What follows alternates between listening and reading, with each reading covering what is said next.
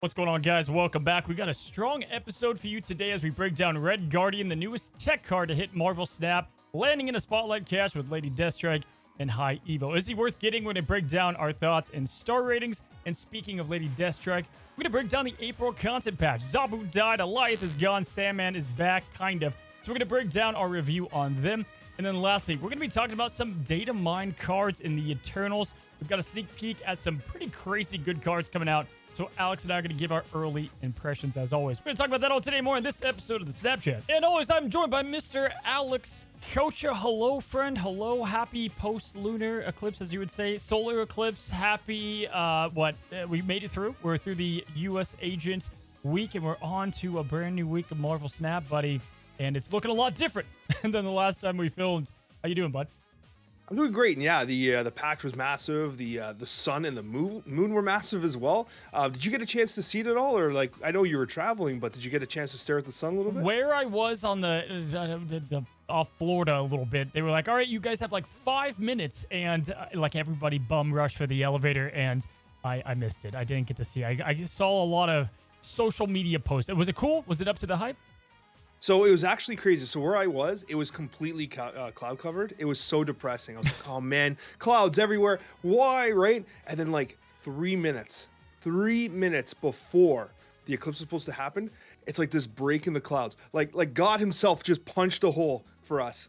It just was this small break, just enough for us to see it in its full glory. It was absolutely awesome. It was really nice. And my kids were like, whoa, because then all of a sudden it went dark. The lights on our street turned on like it was the middle of the night.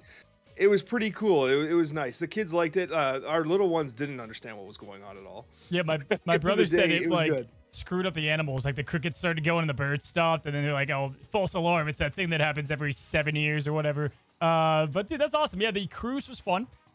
It is. I got burnt alive, man. I forgot I'm a YouTuber who doesn't see the sun. I'm essentially Dracula, the card. I'm just a variant, and I got cooked, man. I got cooked. I mean, absolutely. Fried, but it was a good time. It was a good time on the cruise, man. I remember when I went to Disney last year and we were in Florida and it was like the sun was out. And like, listen, we're as Canadian as they come, man. Like, I walked outside, I felt the sun on my body. I was like, this is dangerous. Like, this is not, I'm not built for this, man. And so like, it's funny because you're from California and you're like, you got toasted? Imagine what would have happened to me, man. I would have been a literal like burnt marshmallow. Oh, dude, it was pretty rough. But overall, it was fun. There's a couple people, dude, I decided, okay, at one point I'm like looking around for a towel and I'm like, this guy's got to know. And shout out to whoever you are, you know who you are. I was like, hey, buddy, do you know where the towels are? And he looks at me, he's like, Cozy? And I'm like, you got to be on this cruise ship? You got to be kidding me. And then, he watched the last Snapchat. It was great. He's like, it's a good week for you to travel because U.S. Agent's out. I'm like, exactly, man. What a horrible card. We'll be reviewing that on your side. But yeah, it was cool, man. From the cruise director to random people I met at the Bahamas. It's wild how many people play the game. I said that on a video I put out the other day. Just truly, kind of puts things in perspective. I know me and you talked about it when we were at PAX East. Like, it puts names and faces to the view count, Yeah, no, it definitely does. And when we bump into people at PAX East and just around, right? I remember I was at a festival and I was with my family, brought my kids to a festival near Toronto. And someone's like, Alex, and they came up and my wife's like, no way, my wife actually does not watch any of my content. I wonder if she even believes I release videos, honestly. Like she might think I'm just like fabricating so I can come down and like play Pokemon or something. Yeah. But yeah, so like when it happens, it's like, it's incredible. And you're right. Like, I think a lot of people, when they start to like be successful on YouTube and stuff, they start to lose touch of what each individual view does. And I never have. I've really focused on the fact that like each view is a human being interacting with our content. And it does mean a lot to us. Yeah, for sure, man. Lastly, I'll end on this before we start on the Snap, the Marvel Snapness. Best story from the cruise was I got stuck in an elevator, man. Moments within, stuck in an elevator. 25 people. Yeah, probably 25 is a lot. It felt like 25. Probably more like 15, 20. Have you been stuck in an elevator before? What a horrible question to ask me. No, but now you've cursed me. Now I'm going to be stuck in an elevator. It was my first. I popped my cherry on going on this elevator and the panic. How people process stressful. Like, how do you think you would process that? Would you be an immediate freak out? Would you be like kind of like, it's going to be great? Like, how would you do that? In that situation, I would have taken off my gamer glasses. Yeah. I'd just been like, F. We're it's over. It's done. Yeah, no. It was funny to watch people because you have like the guy in the back that's like, let me out. And then you have another person like, don't press any buttons. And then the grandma's pressing all the buttons like on Elf, like the Christmas tree. And I'm just sitting here like, guys, we got to keep it together. Trying to be the leader of the bunch. Didn't work out. I got screamed at. And 10 minutes later, dude, they did the whole alarm thing. It was a fantastic way to set sail. But anyway, guys, Cruz, we could do a whole podcast on just Alex and I's stories. Maybe we will. But let's talk about Marvel Snap, bud. Let's get right to it. We got a lot to talk about today on this side of the Snapchat. What are we talking about on your side? Cozy, we're going to be talking about U.S. Agent, talking about our 5-star ratings that we'll be giving it on. That's just a joke. U.S. Agent's awful. We'll be talking about U.S. Agent regardless. We'll also be talking about the top 10 best cards in Snap. Can't wait to have that discussion with you, Cozy. And then finally, of course, our Snapchat mailbag. Well, man, we're going to just jump right into it. We have a lot to break down. I'm actually really looking forward to this episode because we've got just a lot of card talk, which I'm excited about. So Red Guardian, new card, all the changes in the patch, and then some of the stuff that came, some of the fluff with it. And then the most exciting future cards and the Eternal, some good card discussion. But let's go and start at the top, man. Let's talk about Red Guardian. And he's changed a little over time. But right now, if you don't know, he's a 3-cost card with 3 power. On reveal, he's going to afflict the lowest powered enemy card where you play him with -2 power. But he's going to remove that card's text. And I think this is quite an interesting card. And there's some mixed opinions out there. U.S. Agent, pretty unanimously, people hated it. Red Guardian, going to be a little bit more challenging to rank here. So I'll go ahead and hand it on over to you. Hit me with a star rating first off. I can do it too, whatever you want to go with. What do you feel? Well, I'm confident in this one. Actually, that's not true. I'm not. I'm kidding. So I originally gave it a 3-star when we talked about it during the season preview, right? I've had some time to really reflect on it. And in my notes, I've actually written it as a 4-star now because I've kind of come around to the card. However, what happened was the nerf to Zabu, which we'll discuss in the patch, I think is a huge hit to Red Guardian's value proposition because I feel like Zabu was an excellent target for it. Yeah. So my heart of heart says I actually think that we're probably sleeping on this card a little bit. But one of its primary candidates and targets in Zabu has been nerfed. And so does that take a little bit off of Red Guardian's power? Possibly. So I'm leaning in the 3.5 range. Oh my God, he said it, guys. Put the confetti up. No, honestly, funny enough, 3.5 was around where I have. And I'm nervous about this one because I don't know what I did, Alex. I'm still trying to process. You just said 3.5. I could end the podcast here. What I'm excited about is and nervous about is I looked across all of the top decks right now, like the ones that people are playing, and I'm like, all right, which cards in these play lines would Red Guardian actually affect? Right, like which ones are these actually gonna be helpful to turn off the text, put the minus power, and what archetypes is he best against? The thing is, there's a lot of cool names we're going to talk about. There's also a lot of inverse, like, not good cards that he does nothing, has no interaction with. My thing is, I think he could end up being semi-tough placing in a deck. It's a card that I'm not sold yet that we need, right? Like, does he solve anything massively? We have something like Shadow King, and even he's underplayed, I still believe. But the guy's got a lot of potential, and he definitely could skyrocket as a good tech card. Not only that, he's coming out with High Evo and Lady Deathstrike. Lady Deathstrike's an awesome card now. High Evo has always been good. So you're not really gambling on a bad week either. No, not at all. It's a great week, and I really like what they've done with LDS, and I'm actually happy. This is one of those few times where they buff the card in advance of the Spotlight Cash week, like well in advance. Yeah. So I think that was really cool by Second Dinner. If you can time that kind of stuff more often, great call, like in my opinion, right? And now it gives people a chance to be like, oh, I'm actually excited about this Spotlight week. So you're right. You always want High Evo in your collection, and despite the fact that Red Hulk kind of eats its lunch, as we like to say. But Red Guardian, like, the thing that I kept coming back to with it was the amount. So first of all, I've played so much like Surfer, for instance. I don't want to go right to Surfer because it's 3 costs, but Rogue was one of my highest cube rate cards as Surfer. Like when I'm playing Surfer and I have Rogue, it's like nobody respects the fact that Rogue is a possibility in my deck. And I'm able to do so much damage with that card, that board flip. And so what I'm trying to say is that I think that tech cards are the cube stealers of Marvel Snap.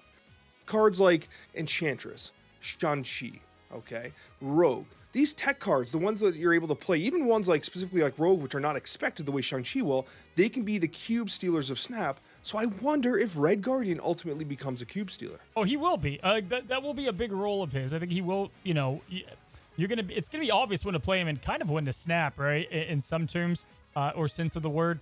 The thing that can be tough is like we've said this about a couple cards. Like, oh, he's gonna be good in Conquest, right? Like he's gonna be good in Conquest. And that's where I go back and I'm like, I wish Conquest kind of offered more sometimes because it's like really solid game mode and fundamentals. And cards like this shine there a bit better. Yes, I see him being placed into Sarah decks and things like that, and just as a tech card, is going to catch people by surprise. And let's go like good, bad, and ugly, and talk about first kind of the good of Red Guardian here. And to start with the good, I kind of looked at those decks, as I said, and I'm going to list off some of these names, right? Some of these cards that if he can shut down, it's going to be awesome. Keep in mind, it's the lowest power card, so some of the ones I'll list off could be tough to hit off, but if he does, it's going to work out. Now, the obvious one's obviously Angela. We know that one's going to be great. Being able to play it right after she's played is going to all but prevent, her getting her boost up. I like that. Jeff, Sunspot, I think those are great cards just to neutralize the Jeff play. How many people don't move it right away? Easy way to just shut that down. Black Knight. If you can get this off before they get that blade pop off and you get a little priority on there by turn 3, it's got to be one of the best counters to that. So definitely, I think that's not, awful. Ebony Blade with Black Knight is played a ton in a solo lane. Another way just to kind of finally cut that card down a little bit and at least turn the text off. But Alex, mostly, I think Destroy, man. I think this is a great card to counter X-23, Deadpool, if you do that soon enough. And it's not just turn the text off. You kill those cards, right? They will straight up die if they eat them up with a Carnage and you play it upright. That's where I think he's going to shine. And I've got more names, but is there any that jump to you off that list?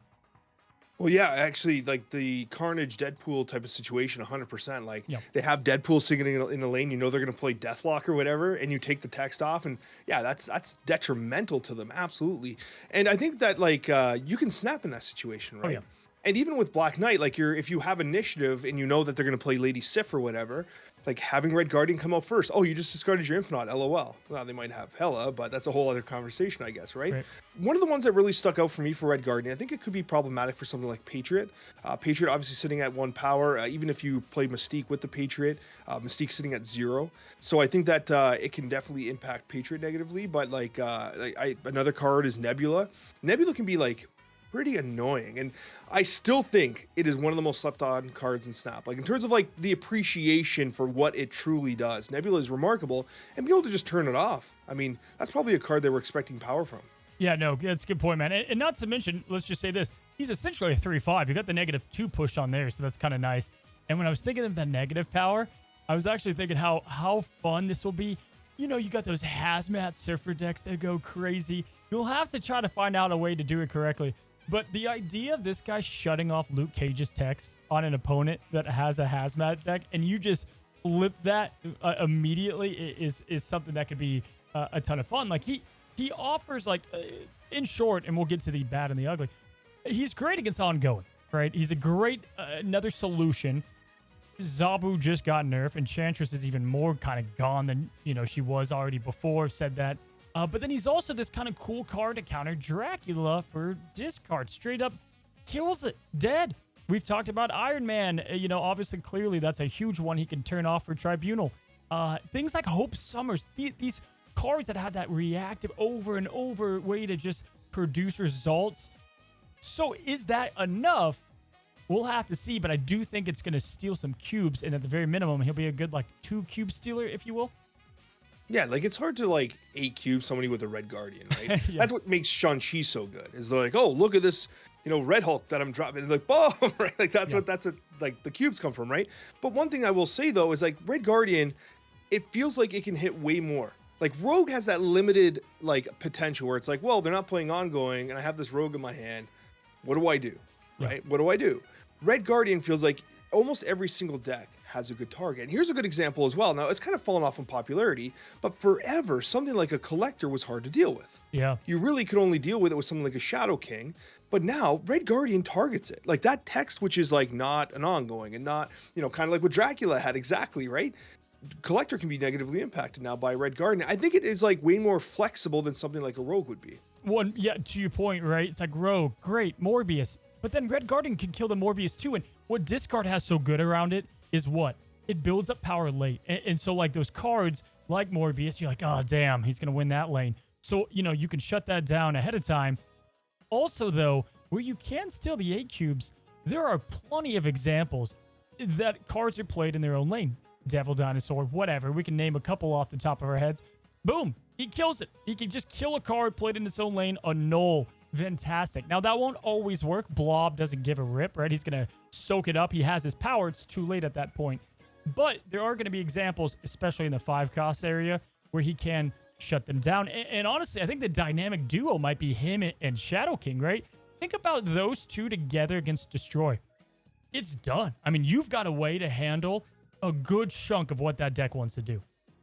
No, absolutely. And it's just what I keep coming back to with Red Guardian. The reason why I was willing to kind of like up my rating slightly was I feel like it's going to have many fewer games where it feels like a dead draw. I feel like even on 3 on curve, it's going to be a confident play because there's probably something you want to hit.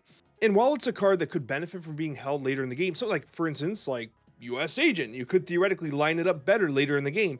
But Red Guardian, the later you wait, it's entirely possible that they're able to like circumvent your Red Guardian play. Similar like how with Rogue, if they play Armor into the lane with Morbius, then now you got a 50-50 the Rogue play. Yeah. Whereas with Red Guardian, if there's one thing there, there's one thing there. Yeah, and to be fair, I do like 2 and 3 as the sweet spots for tech cards. People are finally coming around to her. I think Supergiant's still a pretty good card, but Supergiant was tough on release week because it's 4-drop. It could be tough, and then you're like, well, what do I do on 5? It could be a bit awkward. To your point, Red Guardian get out a little bit quicker. You brought it up briefly. Yeah, Surfer's going to love this card. Obviously you can do Abs Man too. Just go right after that. Killmonger can get rid of targets, pretty quickly, and then you can then use him as well.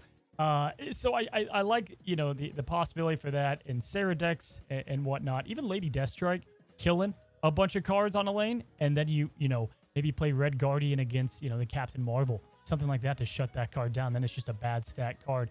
But the bad is there are also so many decks, they don't care. On reveal does not care about Red Guardian for the most part. Vision, good luck trying to, pin him down. You can look at things like obviously whatever, Doctor Doom, other ones, Shuri. You could cut the text on Shuri, but it's already used that, effect. Taskmaster doesn't care. So to that point, there are some decks that just don't care about Red Guardian, which I do think is fine though. Yeah, they won't care, but you still -2 the card that gets hit, right? So it's going to get its power, but the text part of it won't be impacted on many of the on-reveal cards. So that is definitely notable. But on average, though, I feel like on curve, it's much more playable than something like, I keep going back to Rogue as a good example, but I do think it's playable on curve, where I think that's great. Like, I feel like it's difficult to hold low-cost cards later into the game. Like, I feel like a Hazmat, right? Like, you don't play Hazmat on curve generally. You want to hold that card later. There are cards like that in Snap, but most of the ones that you really want to play in the decks that are the most consistent are the ones you play confidently on curve. And a good example of a change was like, for instance, when they changed Time Stone. Time Stone being changed to make the next card -1, it just made it much more comfortable to play it on 1 or play it on 2. The card wasn't as powerful, so to speak, but it made playing it much easier. And now the change to Time Stone just sucks. But anyways, the idea of being able to play on curve, though, I think is an important consideration. 100%. And it's not going to feel weird or bad to play a good chunk of the time, where some tech cards have fallen into that line. We've seen it before. Shadow King had 20 buffs to it, made it something of use. I think it's cool, too. If you can snipe them out of doing things, like if you know they're going to play Pro X in a lane, how cool is it that this guy is one of the few cards that can pop up later, turn back off? Doesn't matter. 5-1, you love to see it. Wong, I got to tell you, kind of felt, it's not that it felt bad playing Enchantress on a Wong back in, in the day when that was the main way to handle it. But, typically you wanted to do something or save that just in case there's any other ongoings in that lane. This is a bit of an easier way to handle that. Miss Marvel's only 4-4. That's not a hard power to get up to. Shutting her down is massive. So I think on curve is great, just playing around 3 or playing him on 3 after the 2 costs to get the big effect. But also there is some, as all decks, if you know what they're going to be playing, holding on to them could end up being pretty legit. And that's where I like him in Surfer, obviously, things like that. So that'll be fun, man. He's gonna be an interesting card to test out. Yeah, and like even something like a Quinjet, which we have not really talked about.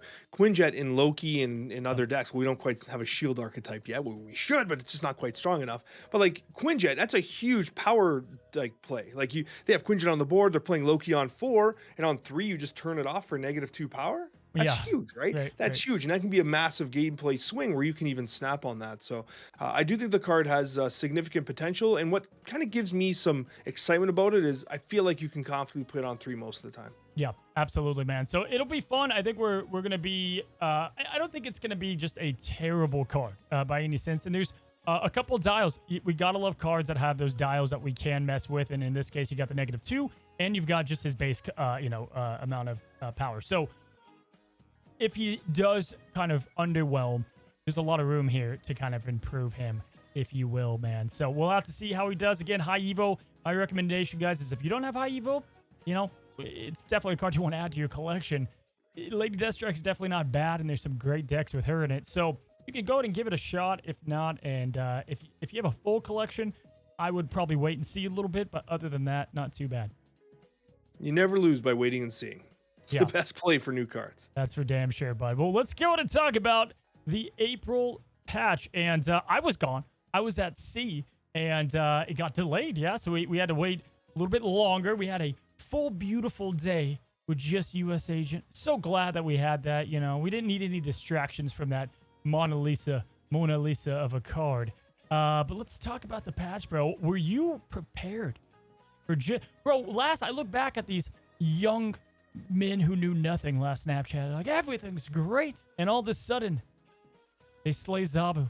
They Mufasa'd Zabu massively, and then the purple cloud got a little bit dumped on too. As we were talking about the villains last week, what are your impressions? Let's start with Zabu.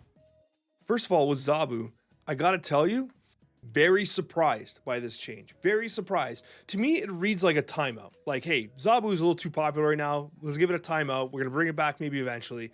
It's one of those changes that they want to just shake up the meta a little bit. And I respect it. It surprised me, though, that they did it the week before Red Guardian comes out. Because Red Guardian is, like, specifically designed to destroy Zabu. And so it's like, what are we doing? Like, why not just give Zabu, like, wait to see if Red Guardian does something to Zabu. Then if it doesn't, then maybe neuter him the next patch or whatever. I was kind of surprised because, like, it makes Red Guardian better if Zabu's better.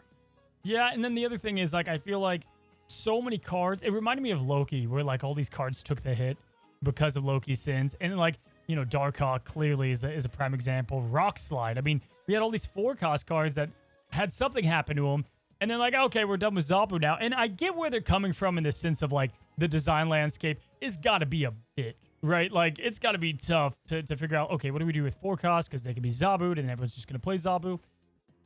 I don't know, though, man. It just felt like a change that either should have happened way earlier.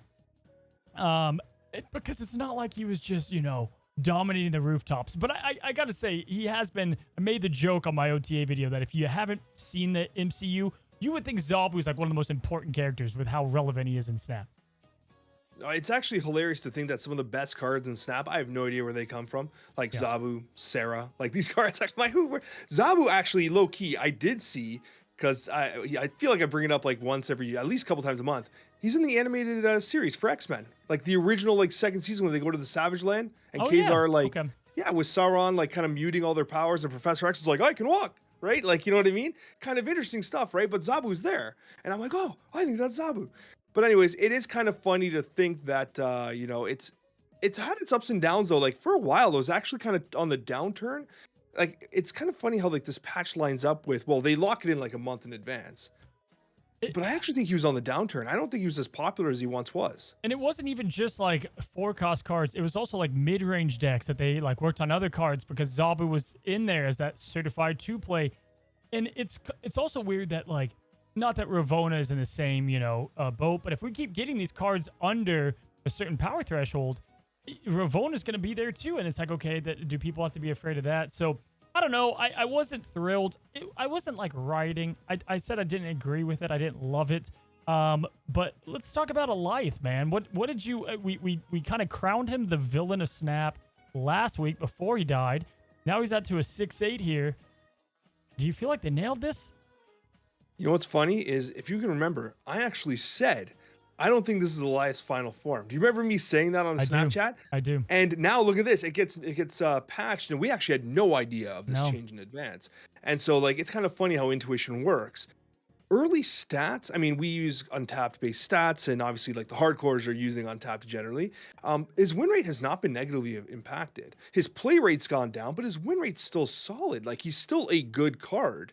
The 6-8 power is significant. That's a 6 power like buff. Like, that is not nothing, right? And removing the text off of played cards, if you have initiative and you play against a Silver Surfer, like 3 cards or 2 cards or whatever they're playing, that's huge. Like, there's a lot of cards that need their text to go off. Yeah. So generally speaking, I think it's an awkward change. I don't like it. It's like it's weird. It's not intuitive is what I would say. It's not intuitive, and for that reason I don't like it. But I understand and appreciate they're trying to do something with the card. Or flavor filled, really. Like, Goliath is legit a freaking good cloud of death right now. It's like, nah, just kidding. We're not going to kill you. We're just going to, like, we're going to hurt you a little bit. I do like, however, like, the big cards, though, in Snap don't care. Like, I think that's kind of fun. And, like, Magneto's just like, cool, man. I'm still going to power stat you. You know what I mean? Like, I do like that effect to it. Speaking of, though, man, Red Guardian's a 3-5, technically. This is a 6-8, and arguably, it's unrevealed, so not that it's harder. But if you look at it in that vein, it's kind of interesting because they both remove text in a sense. Kind of interesting. Red Guardian, if you look at it in that case, looks really good in some sense of the word. But yeah, I don't know. I think I'm fine with this because it still works in a lot of the ways that you want it to. You know, it can kill Hela and whatnot if you read it correctly. I think it's the priority part of just deleting cards that was frustrating people. I'm not sure how I feel about this. Like, Elias has been a very complicated card because I like the idea of making initiative matter. Dodging initiative so that you can play Shang-Chi with confidence is important. Having initiative so you can play Elias is important. But it's uninteractive, and it wasn't necessarily healthy for the game. So I'm not a game designer. Surprise, surprise. So I'm not actually sure what I would have done with Elias, but I know it wasn't quite right. Yeah. I'm not sure if this lands either.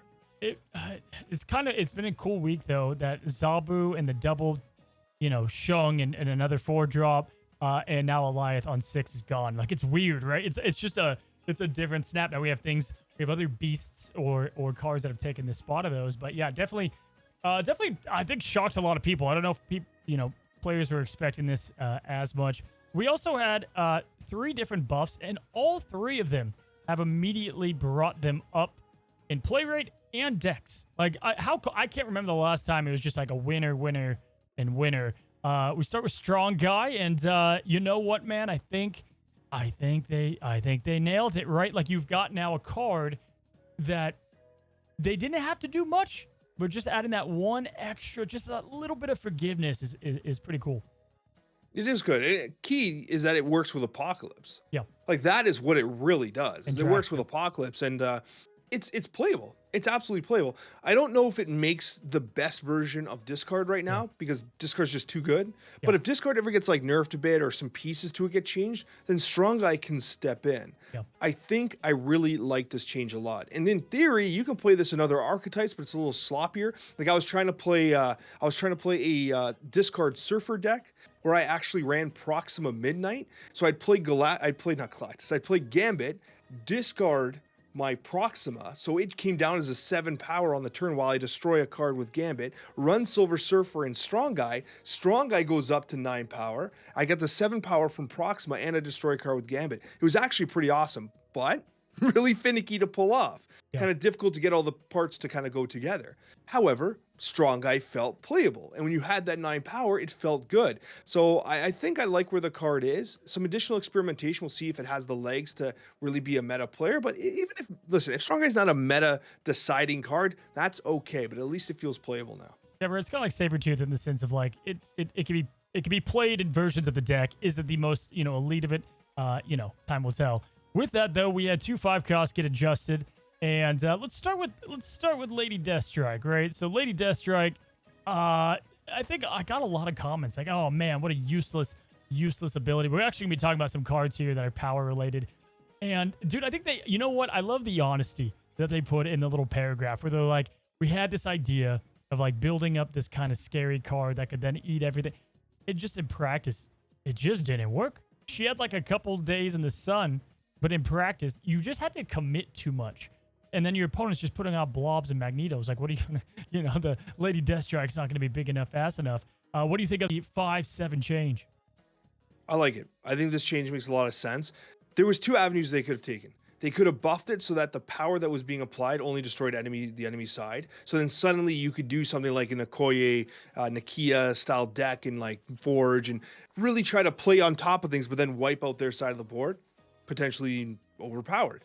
The other sides do exactly this. Have the effect mirrored, but have it benefit you. So something like a Bucky Barnes, for instance, in Destroy will get destroyed and generate value for Lady Deathstrike while still giving you the chance to destroy enemy cards.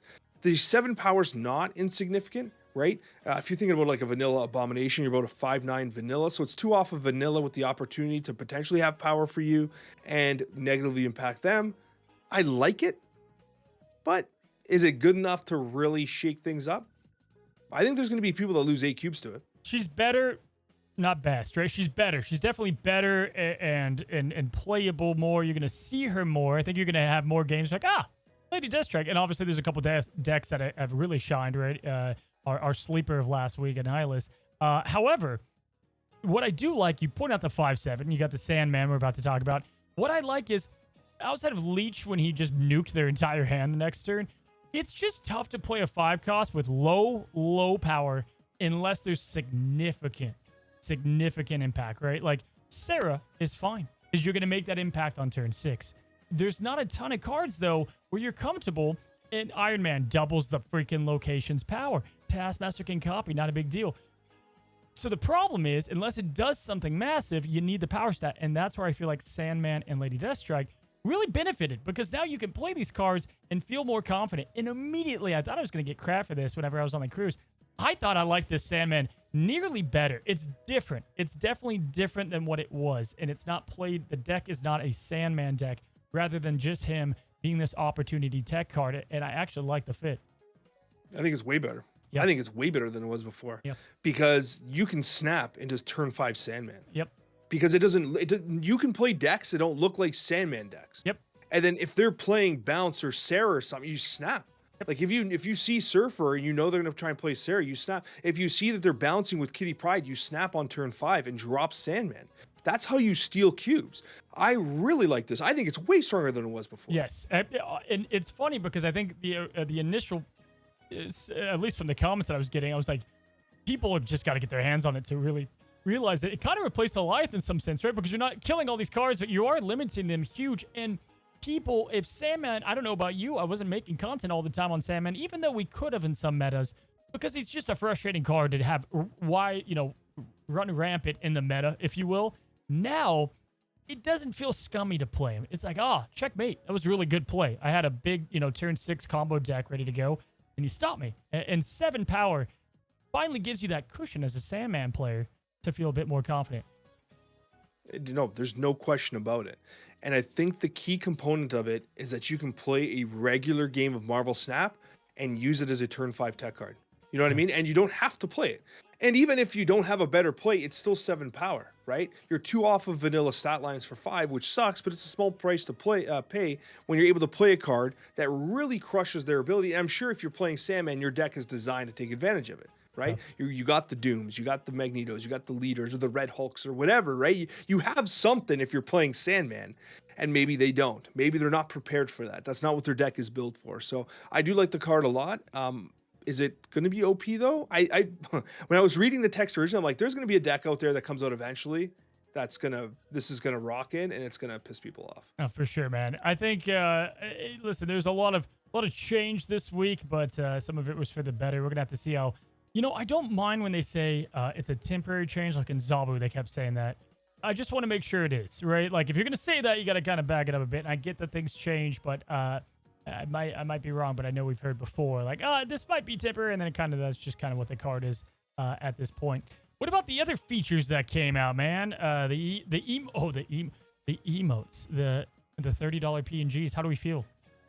Very expensive. Very expensive. Was kind of disappointed with that, but then again, we were crying for reasons to spend gold. So we, it's like be careful what you wish for situation to some degree. But I mean, I did buy one. I did buy one. Which It one? was the beast. Yeah, you Ah, it's have so to, right? But good. I don't know if I'm ever gonna use it because I don't want to be toxic. But it is a fantastic emote. I did buy that one because I'm an idiot. Outside of that, though, like, I, hmm, I was very sad when I read the line that you can now select the combination of split and apply it to any variant. I was like, I want to do that. That's perfect. And I went to go do it, and I'm like, why isn't it working? It's not working like it's supposed to. And then they're like, yo, about that.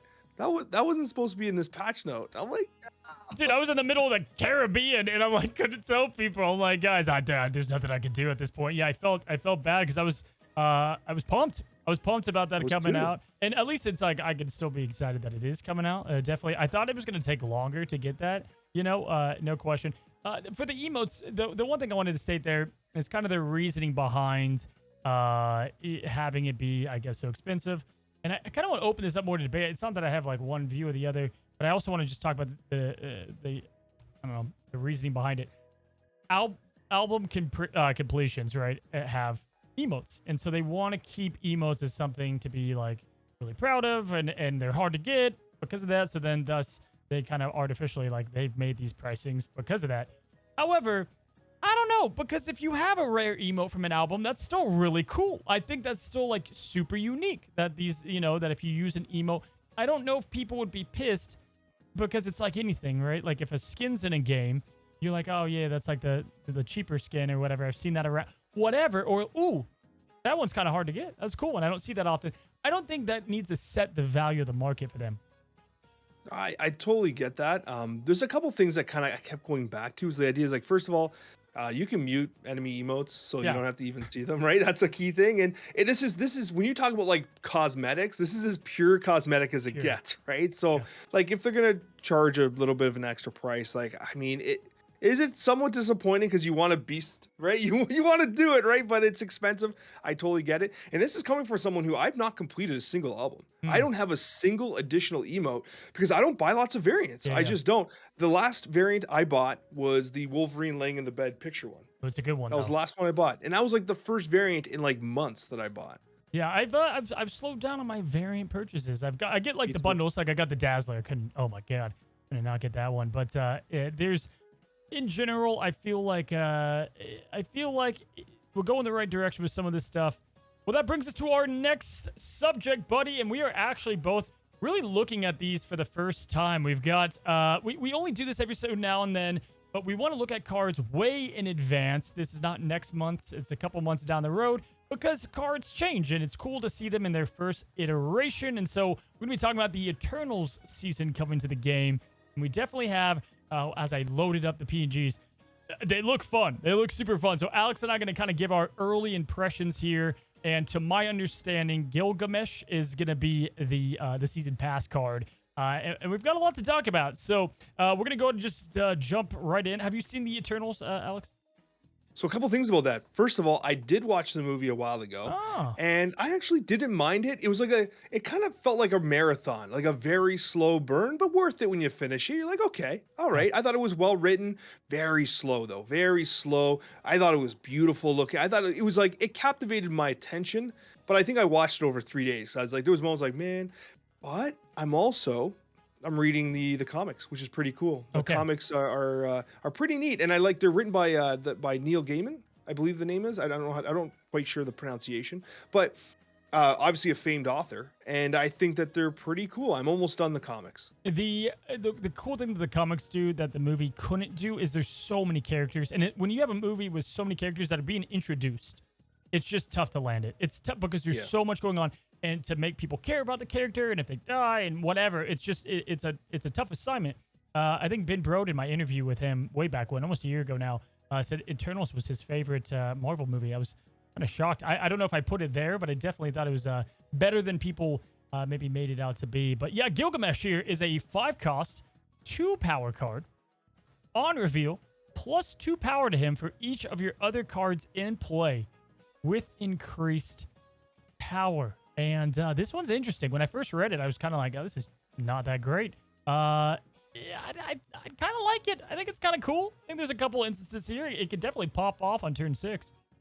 It's definitely cool, but like I was trying to think, and I'm not sure if like something like a blue marble counts as increased power. Probably not, know. right? Because that's an ongoing effect. So it'd have to be like a permanently statted thing that like a Shadow King would impact. Because in theory, if blue marble can buff this, then you can have like a zoo deck where you play like a Squirrel Girl and Gilgamesh on turn 5 or turn 6 or something, right? And it can pop off pretty hard. I think it. I feel like it won't because of Shaw. Like Shaw, I'm trying to go off of like Sebastian Shaw and how he gains power, but it's permanent power is what that says. This is increased power, so maybe it is Blue Marvel. And if that's the case, damn, this guy could be awesome. He definitely has some really talk about flexibility. Like Blue Marvels and everything. You know, so you could just pop that off. Not to mention he's on reveal, so you can double trigger this thing on a Wong or something to, you know, I don't know, get him to stupid degree, then Taskmaster that. Yeah, I like that. What about I was thinking about Mr. Negative because he's the 2 power. And then those cards are technically increased too, no? Oh, you're right. Yeah, Mr. Negative. That's right, because those cards would technically, they're inverted, but the power is going to be increased because they still work with something like a Shadow King or even a Mobius and Mobius, right? So the power and the energy do switch, and they do count as like buffs and increases. You're right. That's a good call, dude. So then he would be a 2/5 at the starting point with +2, and you probably have other cards. I think that's where it's like, whoa, that could be kind of crazy, especially if you play with a Jane, right? And then you do like all those zeros coming out, right? All the power, and he's the last play. Gilgamesh into Arnim Zola. Yeah, I was thinking that. Yeah. Hey, dude, that could be kind of crazy. I think that's kind of cool. Outside of that, funny enough, I've learned not to be like too overexcited about these like increased power cards, right? Lady Deathstrike just got reverted because of it. Shaw was a disappointment. They're just tougher to make happen. You know, it's a tough thing to rely on the right things to trigger it. But obviously, you could do the Nova. You know, the whole Nova thing can spread power across. Like if Blue Marvel doesn't work, that at least does across the board pretty heavily. Yeah. You know, so maybe this is a Surfer card because he's 5, opposed to Sarah. You've got a lot of cards: Wolfsbane, Ironheart. I'm trying to think of these other ones that can build. Obviously, Surfer. They just build up that power pretty easy. Or maybe you play Surfer early. Yeah, possibly. I don't know. Kind of seems like a cool card, though. We'll have to see if the Blue Marvel thing works with him in general. Because, again, it's not permanent power. It's increased. So we'll come back to Gilgamesh, but he seems... he definitely seems fun. I don't know if they'll change him. I think that might be a decent stat line. Kind of reminds me of Firestar, RIP.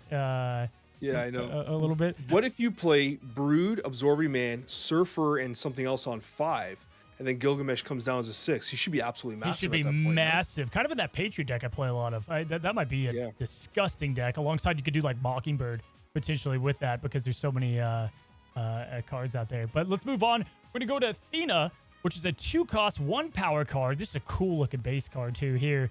After each turn, listeners, +3 power if you played exactly 2 cards. Hold on, what? After each turn, +3 power to Athena if you played exactly 2 cards. It's like the Abbey, but in a card. Hold on here. That doesn't seem too bad. That seems like she could be a 2/7 kind of confidently, yeah? Seems like a Thanos card. Oh boy. Well, okay, let's think here.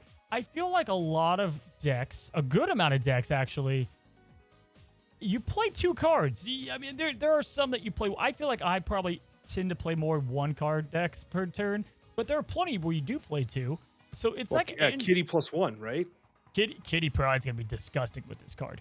Actually, I think that's honestly, she kind of just feels like she'll slot right into the silky smooth Angela style of play. Yeah, for sure. Because if you think about it, you play Angela on turn 2, and then Athena, and then Kitty Pryde on turn 3, right? And that actually should proc it, right? Because she should count as exactly 2 cards played. Yep. Right. So if you play her in combination with someone, it should automatically be a 2/4, which is good. That's a premium stat line. That's a Colleen Wing stat line, right?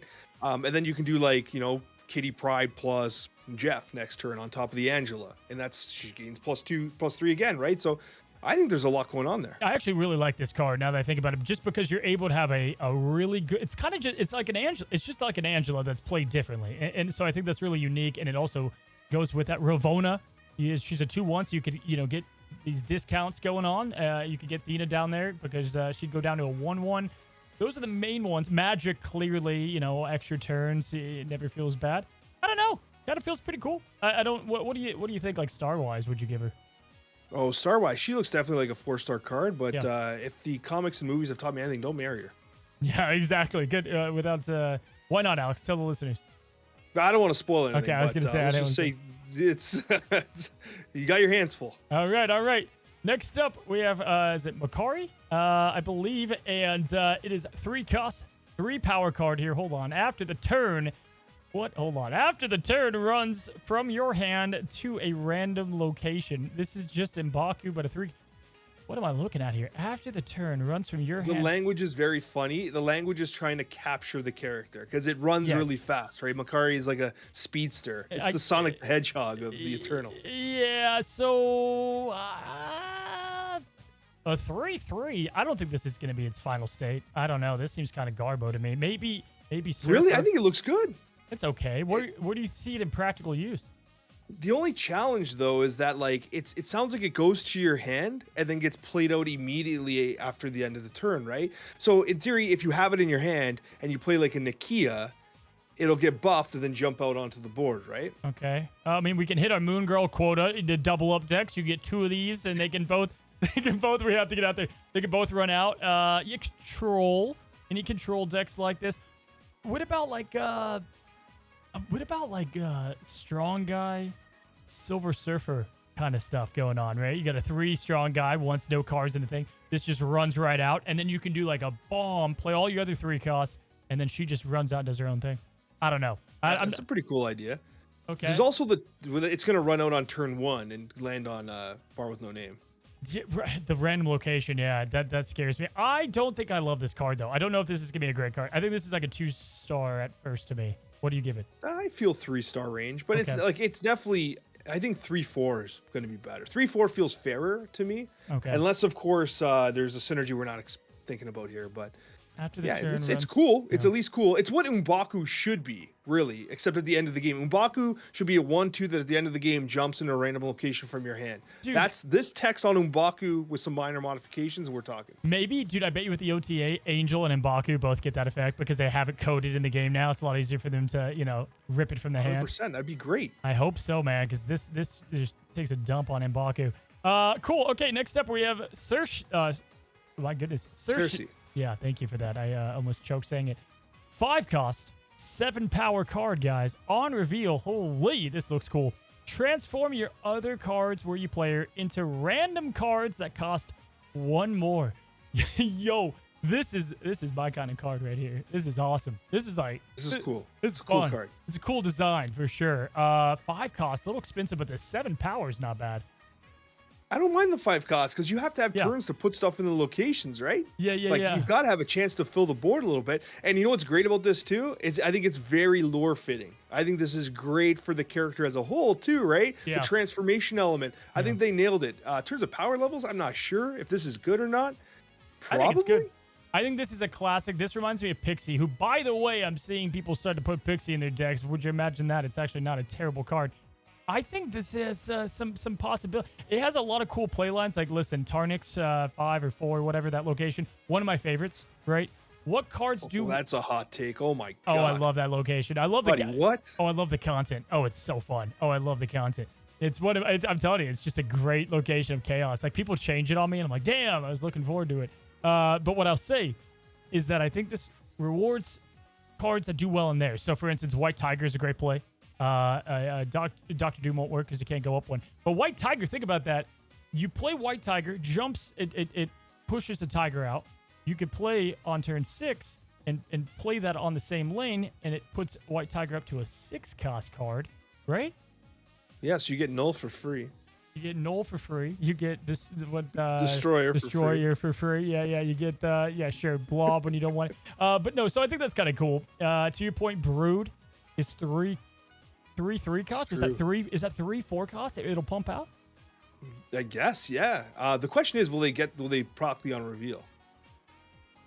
Oh, of the probably transforming it into random cards. Oh well, dude, it's actually double-edged coin. It's like sometimes you want that, sometimes you don't, because in the Destroyer you're like, you're fine with it. If it doesn't, I think it does proc it though. I think that's how they balance it out. I feel like Jubilee Would love this card because you play Jubilee. It's already a 4. You're hoping to get something down that helps out. That's even higher potentially, like a 5. Or it's her, and she makes Jubilee go up to a 5, and then you just got the free 7. I think she's got a lot of cool play lines. It's a cool card for sure. Like I do like the text. I think it's a really inventive effect. Can't wait to play it. I think it's going to be cool. Whether or not it's like powerful, I think it's fair because I think there's ways to troll yourself. But I think it's definitely a cool card. Like I can't wait to play it. I was just thinking Sentry as well. The Void. Oh yeah. That's kind of cool. There's a lot of ways to deal with the Void now, but that's just But you like can change the Void though. Yeah, You can up to play a 5. Cersei on top of the Void. Up to a 5. Yeah, dude. I think You absorbing man Cersei. I think there's gonna be specific deck builds that can work here with this card. I'm excited to see how she turns out. All right, we got a couple more, buddy. I think exactly 2 more. Oh man, we might as well go to this beauty. Now this is a card that I had to read a couple times to ensure that I was reading it correctly. Orisham. It's Orisham. I'm not sure. I think it's Orisham. I'm trying to remember how they said it in the movie. You're saying it wrong, but I don't remember the right way. I'm definitely saying it wrong. It come get me. Orisham is what I'm going to go with. Guys, this is where it's at, man. This is the next game mode in Marvel Snap. It's just me playing this over and over. I'll probably come back to streaming with this thing again. Come back again, by the way. Our first 7 cost card in the game, I think. Yes, correct. 7 Yes. power.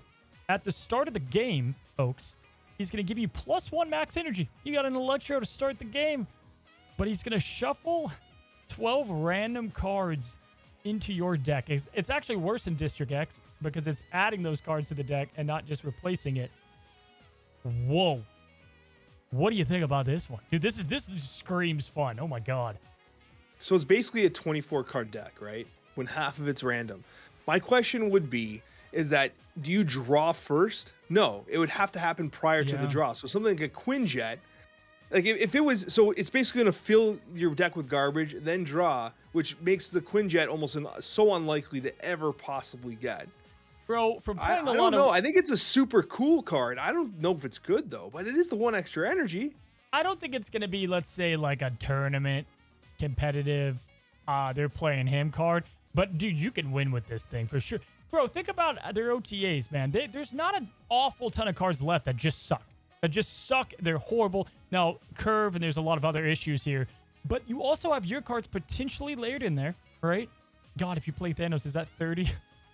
Is it? That's so many. That would be hilarious. That's so many. If they left Blob in his old state, dude, he'd be literally a million power. But dude, the +1 energy and having that every single turn, no matter what, is really cool. Your opponent's got no idea. They're lost. They're going to have no idea what to expect. Conquest, love them. You're going to be... I don't give a crap. This is a garbage card. This baby will be gold background by day 1, man. I love them. I think it's going to be a good time. You want a hot take? Hit me. This card, I'm going to call him Arishem. Okay. Arishem works perfectly with Uatu the Watcher, because if Uatu gets pumped into the deck at the 24th slot, you don't care, because now you're just drawing a whole bunch of other stuff with extra energy, and you know what that 3rd location is. And you're like, oh, that 3rd location, it's Nova Roma. How can I? Oh, I can't do it. Never mind. Uatu sucks. Even better, though, you can get 2 Watus if you put one in your deck.